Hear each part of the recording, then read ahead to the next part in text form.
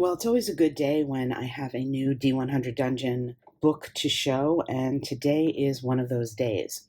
This is a video about the Rune Forge. This is Adventure Book 2 and Book 7 overall in the D100 Dungeon series, and we'll talk about what the 1 and the 2 and the 7 mean in a moment.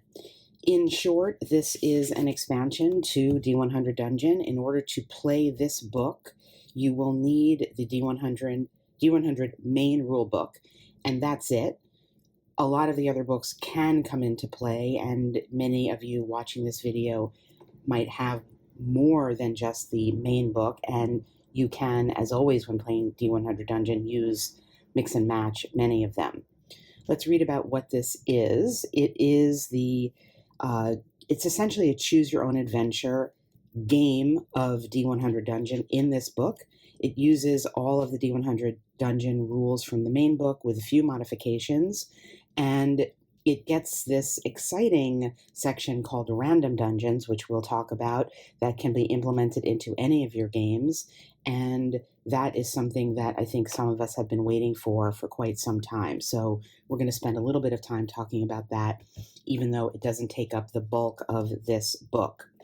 The reason this is called Adventure Book 2 is that it is the second of the D100 Dungeon Choose Your Own Adventures, the first being the Dragon Armor. So if you are interested in playing this sort of type of game with D100, you can also play it here, and I've done a video that talks about this book as well. You don't need to play this one to play this one, but know that there is another one of these already in existence in terms of the choose your own adventure type of situation.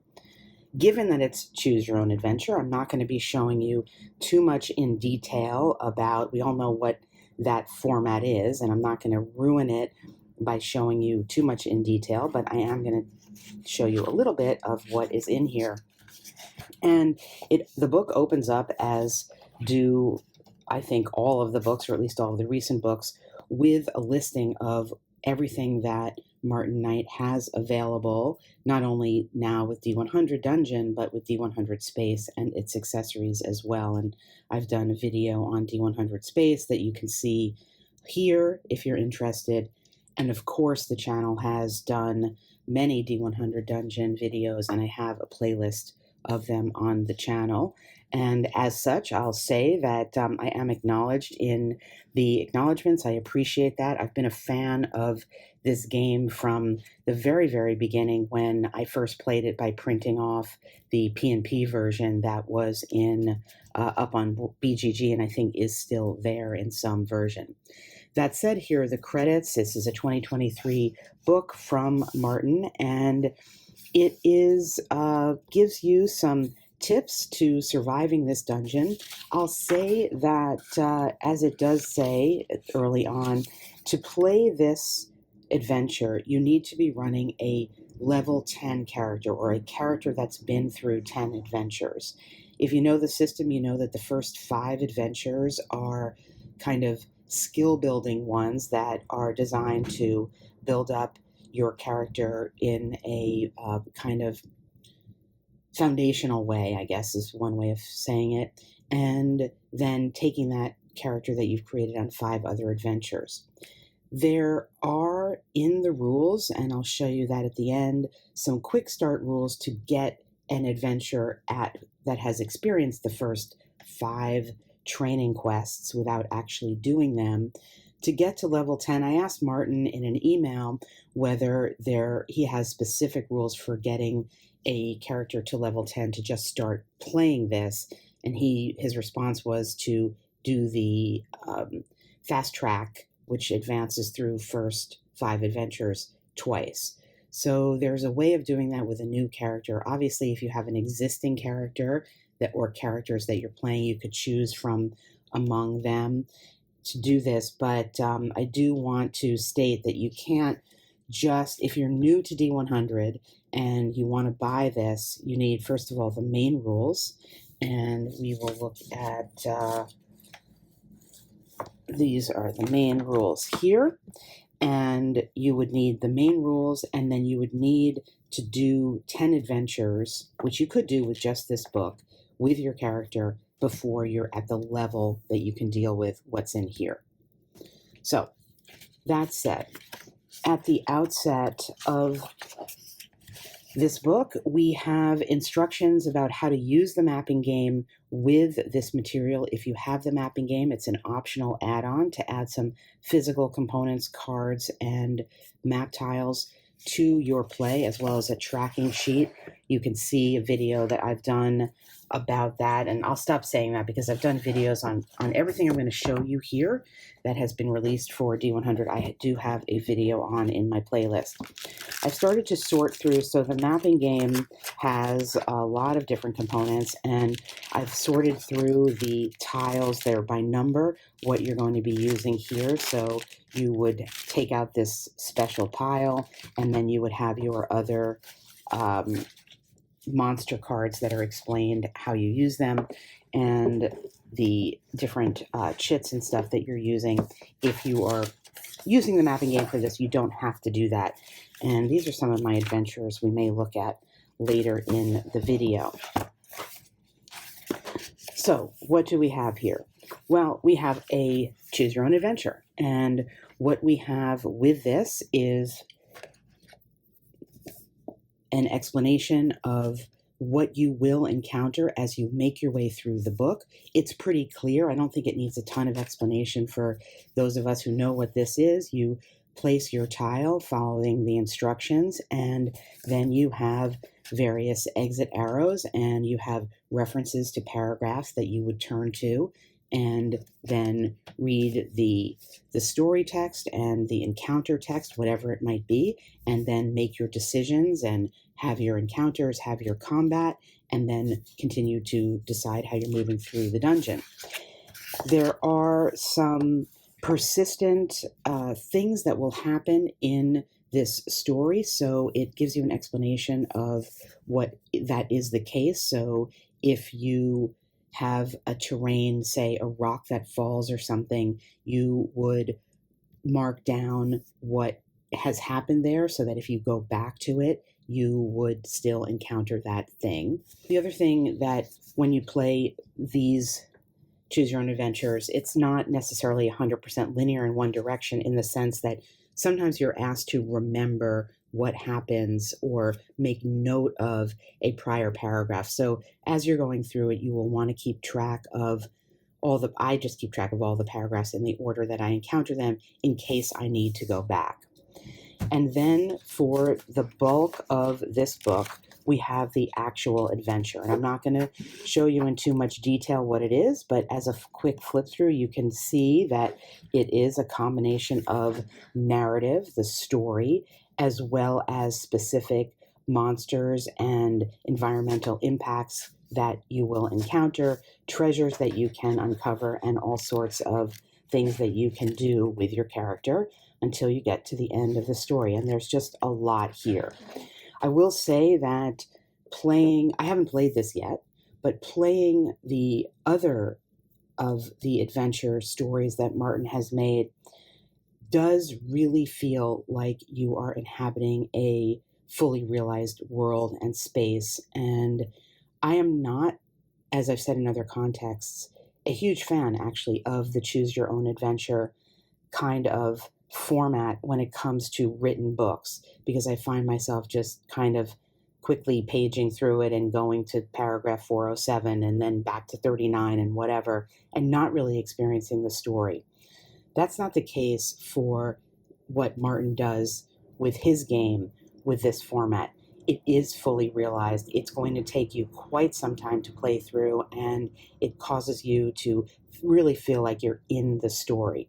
Part of it is the way the mechanics interact with the narrative. Part of it is the sense that the world is persistent, that you can go back to things and they still will have happened, and you have different paths to choose, and they are all leading you in different directions, and there isn't a sense that you're making a right choice and a wrong choice and just ending up with a dead end. There's a sense, as in the real world, you're making a choice, but you could have made another choice. So I think the implementation of this format in this game is stellar and it really works. So that is the bulk of the book. The end of the book here I do want to talk about because it is called Random Dungeons, and it is a way, at first, if you read it, you might think it's going to actually let you build out your dungeons and things like that with the material here. That's not what it's doing. You're still referred back to the dungeons that are in the main book, and there's a lot of reference here to what's in the World Builder expansion as well. But what this is doing is giving you a structure for getting a random dungeon that has a random modifier, that has a random special monster, in effect a boss monster, as well as a rule for beefing up the stats of whatever your monster is going to be. So you'll be adding on to it to make it the boss monster. And then it's also giving you a table here to choose from various rewards. And the rewards are referring you back to tables in various books. So to make the most use out of this random thing, you would need to have all the books, but you have many that come just from book one, and the rewards are beefed up, so they have modifiers themselves to make them better rewards. And this is a way of expanding what you have, whether you have one, two, all of the books, and giving you just a random dungeon name with a random encounter modifier and a random boss monster. So it adds some replay there as if you need it. I mean, I think the content in here, I've played numerous games of D100 and not even scratched the surface of all the content that is available. As we look here at the range of offerings, the 7 books in D100 Dungeon, as well as the supporting the mapping game add-on, the spell cards, and now looking at D100 Space. And he's even got a board game, which I haven't played, but I've been interested in, Return to Earth. So that is a board game that he's done. So that is a spoiler-free look inside the latest book 7 from D100 Dungeon, and I'm just going to review for a second. Well, I said I would look at my adventures. If longtime viewers of the channel may remember Thor Thronesucker. Now, Thor Thronesucker was my first D100 Dungeon character. He appeared in the very first video that I did on this game, and this is Thor Thronesucker III, who is, I think, somebody that I don't know how many adventures I've played with him.